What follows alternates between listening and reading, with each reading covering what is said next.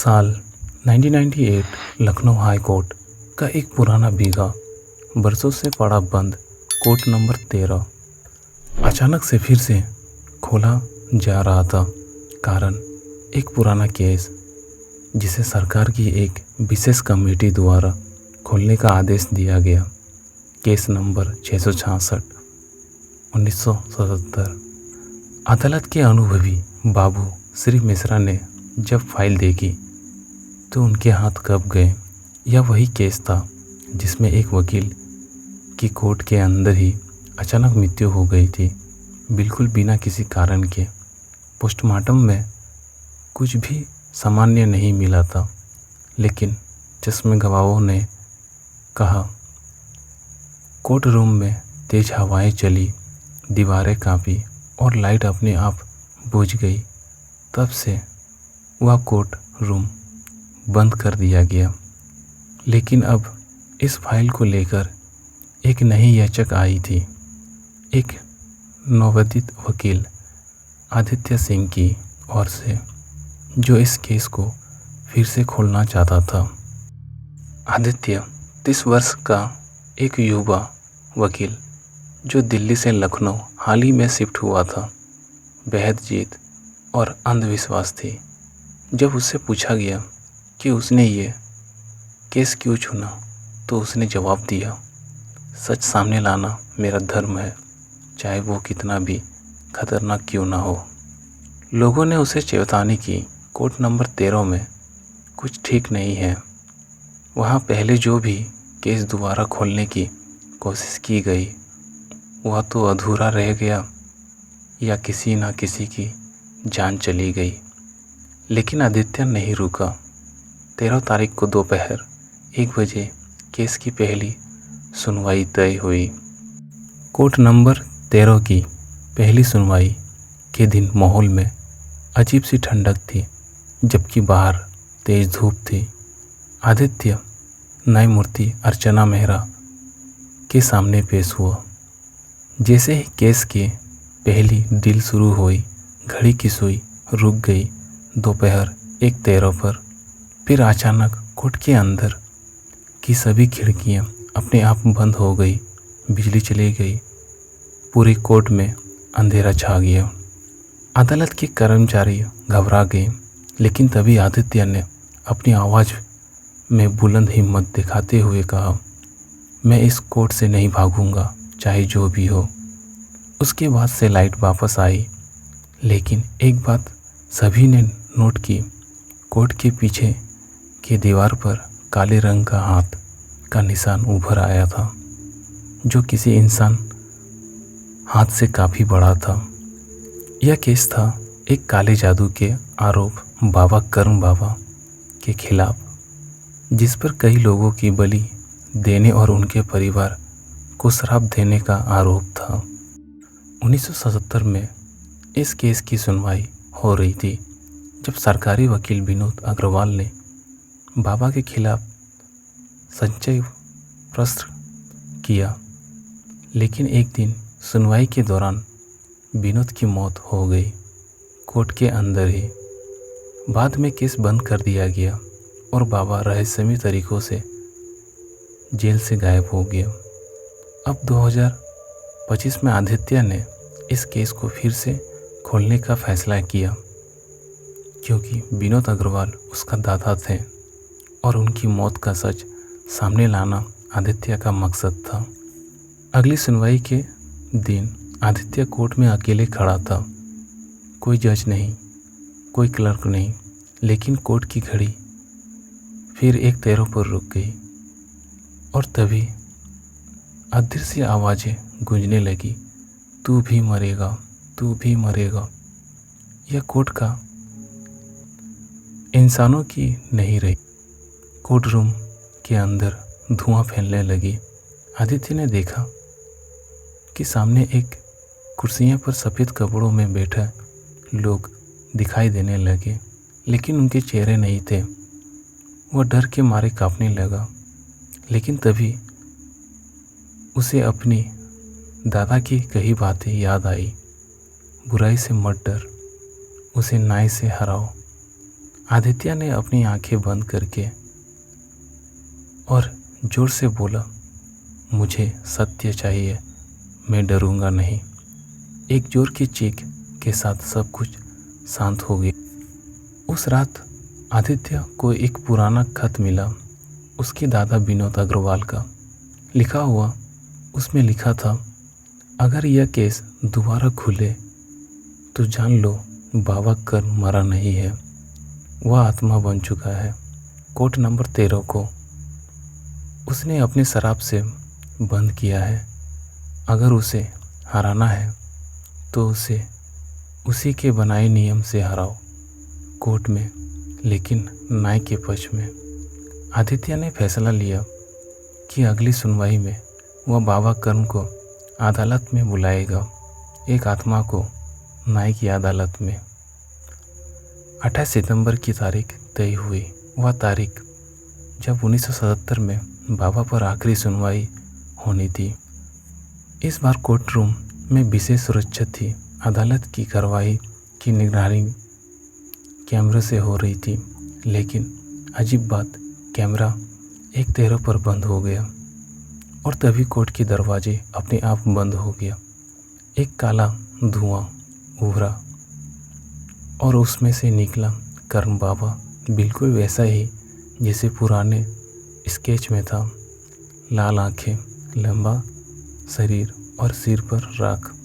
बाबा की आत्मा ने कहा, मैं इस अदालत को अपना बना चुका हूँ, कोई इंसान कानून मुझे नहीं छू सकता। लेकिन आदित्य ने कोर्ट का नियम दिखाया।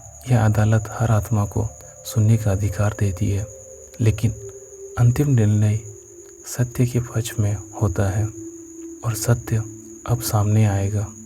उसने अपने दादा की अंतिम रिपोर्ट पढ़ी, जिसमें बाबा द्वारा बलि दिए गए बच्चे के नाम थे। वे सब नाम जैसे ही पढ़े गए, कोर्ट की दीवारें कांपने लगी। उन बच्चों की आत्माएं प्रकट हुई और उन्होंने बाबा को घेर। बाबा की आत्मा चीखने लगी, यह नियमों के खिलाफ है, मैं अमर हूँ। लेकिन जज अर्चना मेहरा की आत्मा प्रकट हुई, न्याय कभी मरता नहीं बाबा, आज भी तुझे सजा मिलती है। कर्ण बाबा की आत्मा जलकर राख हो। 1:13 की वह घड़ी फिर चलने लगी। कोर्ट रूम की दीवारों से काला निशान हट गया, अंधेरा छूट गया। लोगों ने देखा कोर्ट नंबर 13 फिर से एक सामान्य अदालत बन। आदित्य सिंह को न्यायपालिका में बहादुरी के लिए सम्मानित किया गया, लेकिन आज भी जब लोग कोर्ट नंबर 13 के पास गुजरते हैं तो उन्हें एक फुसफुसाती आवाज़ सुनाई देती है, न्याय कभी नहीं मरता। हाई कोर्ट में भूत का केस, एक डरावनी और रहस्यमयी कहानी। साल 1998 की बात है। हाई कोर्ट में एक अनोखी केस दर्ज हुआ। केस का नाम था स्टेट वर्सेस आत्मा, सविता देवी। सुनकर ही अजीब लगा ना। अदालत में कैसे किसी आत्मा के खिलाफ, वो भी हुई कोर्ट में। सबसे पहले जब यह केस दायर हुआ तो सबने मजाक समझा। वकील ने हंसी उड़ाई, जज साहब ने नोटिस नहीं लिया और मीडिया ने इसे फेक न्यूज़ बताया। लेकिन फिर कुछ ऐसा हुआ जिसने सबकी जबान बंद कर दी। केस की पहली सुनवाई तय हुई 22 फरवरी 1958 कोर्ट नंबर 7 में जस्टिस अजय सिंह की बेंच पर। सुबह 10 बजे जब सुनवाई शुरू हुई तो कुछ अजीब घटित होने लगी। पंखे अपने आप चलने और बंद होने लगे, फाइल मेज से गिरने लगी, एक कलर की कलम अपने आप उठकर कोर्ट डायरी पर चलने लगी, मानो कोई अदृश्य हाथ हो। सब हैरान थे। जज साहब ने कार्रवाई स्थित कर दी, लेकिन तभी कोर्ट रूम में एक अजीब सी ठंडक हवा फैल गई और एक महिला की चीख सुनाई दी, इंसाफ चाहिए मुझे, मेरा कातिल आज भी जिंदा है। पूरा कोर्ट रूम सन्नाटा रह गया। कोई महिला वहाँ मौजूद नहीं था। सीसीटीवी में भी कुछ नहीं दिखा, लेकिन आवाज़ दर्ज हुई। केस की फाइल। आत्मा सविता देवी कौन थे? यह केस दाखिल किया गया था वकील रमेश त्रिपाठी द्वारा। उन्होंने दावा किया कि उन्हें एक आत्मा रोज रात को आकर कहती है कि उसकी आत्मा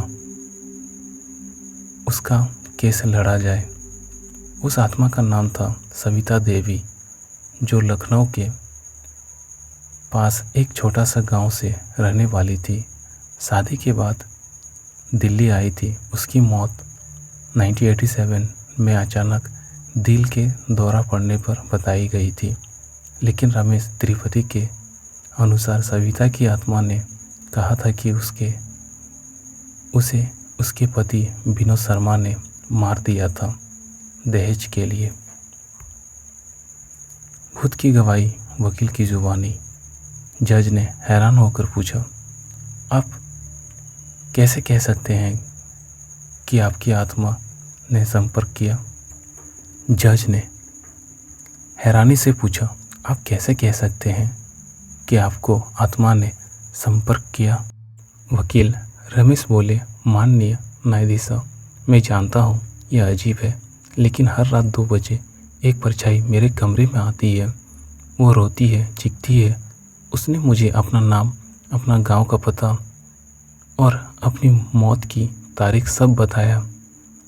कोर्ट ने सोचा कि वकील मानसिक तनाव में है, लेकिन जब पुलिस ने जांच की तो पाया सचमुच एक महिला सविता देवी की मृत्यु 1987 में हुई थी। मृत्यु का कारण हार्ट अटैक बताया गया, लेकिन पोस्टमार्टम कभी हुआ ही नहीं। पर विनोद शर्मा को इन्हेरिटेंस में भारी पैसा मिला था। अब कोर्ट को शक होने लगा कि शायद कुछ तो सच्चाई है। यह भारत में पहली बार हुआ जब किसी आत्मा के केस में रात 12 बजे कोर्ट बैठाई गई। कारण यह था कि रमेश त्रिपाठी ने कहा वो आत्मा केवल रात 2 बजे आती है। अगर वो गवाही दे सकती है तो उसी समय में कोर्ट बैठना होगा। 2 मार्च 1998 रात 12 बजे हाई कोर्ट का कोर्ट रूम नंबर 7 फिर से खुला। कोई दर्शक नहीं था, सिर्फ जज, वकील, स्टेनोग्राफर और पुलिस। सीसीटीवी चालू किया गया। ठीक 2 बजे कोर्ट रूम का तापमान अचानक गिर गया और फिर टाइपराइटर अपने आप चलने लगा। वो खुद ब खुद शब्द टाइप कर रहा था। मेरा नाम सविता देवी है। मेरी शादी 1985 में विनोद शर्मा से हुई। 1987 में उसने मुझे जहर दे दिया। मेरी सांस बंद हो गई। डॉक्टर को पैसा दिया गया ताकि पोस्टमार्टम ना हो। मुझे इंसाफ चाहिए। सब डर गए। टाइपराइटर की रबीन की जांच की गई। असली थी, कोई अदृश्य ताकत यह लिख रहा था। आत्मा ने हर रात आकर कुछ और जानकारियां दी। सविता देवी के पुराने कंगन, उसके लिखे पत्र और यहाँ तक कि जहर की शीशे कहाँ दबी है, ये सब बातें आत्मा ने टाइपराइटर पर लिख कर बताई। पुलिस ने जब बताए गए स्थान पर खुदाई की तो उसे सचमुच में एक पुरानी शीशी मिली जिसमें जहर था। अब केस मजाक नहीं रह गया था। विनोद शर्मा को गिरफ्तार किया गया। विनोद शर्मा को जब पहली बार कोर्ट लाया गया तो उसने आत्मा के दावे को बकवास कहा, लेकिन पेशी के दिन वे चिल्लाने लगा, वह यहाँ है, वह मुझे देख रही है, सविता मुझे माफ़ कर दो। फिर अचानक उसकी नाक से खून बहने लगा और वो बेहोश हो गया। डॉक्टर ने बताया कि उसे कोई शारीरिक बीमारी नहीं थी, यह डर था जो हकीकत बन चुका था। करीब 3 महीने की कार्रवाई के बाद हाई कोर्ट ने एक ऐतिहासिक फैसला सुनाया। संचयों के आधार पर और आत्मा द्वारा दिए गए तथ्य की पुष्टि होने पर यह न्यायालय मानता है कि सविता देवी की हत्या हुई थी। आरोपी विनोद शर्मा को अजनबी कारावास की सज़ा दी जाती थी, सज़ा दी जाती है। यह फैसला सुनते समय कोर्ट में एक तेज हवा चली। कुछ लोगों ने कहा कि उन्हें एक हल्की सी मुस्कान दिखी, एक औरत की परछाई जो कोर्ट रूम से बाहर जाती दिखी। शायद सविता को अब शांति मिल गई थी। इसके बाद क्या हुआ? वकील रमेश त्रिपाठी ने वकालत छोड़ दी और हिमालय चले गए। कोर्ट नंबर 7 को हॉन्टेड घोषित कर दिया गया और 3 साल तक बंद रहा। आज भी कुछ लोग कहते हैं कि रात को उस कमरे से टाइपराइटर की आवाज़ आती है। इंसाफ की कोई शक्ल नहीं होती, लेकिन इसकी पुकार कभी बेकरार नहीं जाती, चाहे वो जिंदा इंसान की हो या किसी आत्मा की। करार नहीं जाती, चाहे वो जिंदा इंसान की हो या किसी आत्मा की। इंसान की हो या किसी आत्मा की।